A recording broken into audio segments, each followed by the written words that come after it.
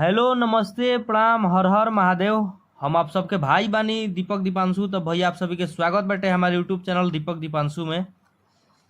तो रउआ लोग कैसन बानी? हमरा आशा ना पूरा विश्वास बा कि आप लोग एकदम ठीक होखम और एकदम ठीक रहिए, मस्त रहिए, स्वस्थ रहिए, व्यस्त रहिए। तो आज हम रउआ सब खातिर लेकर गइल बानी भैया एगो बहुत ही एकदम जबरदस्त चैता के गाना बाटे।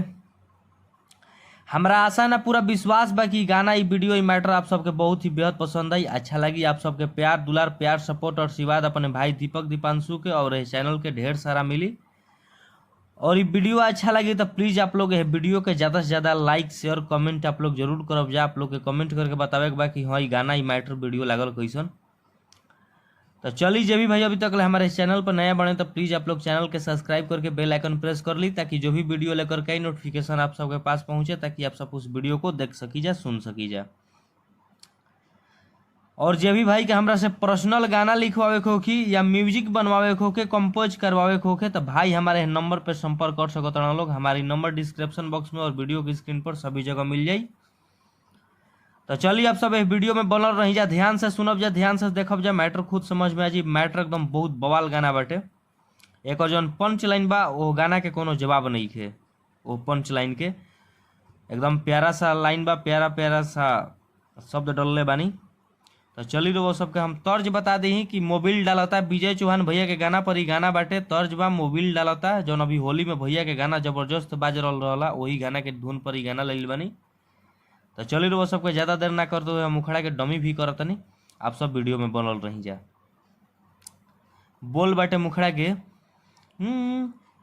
कि केहू तीसी काटता, केहू गेहूं दावता,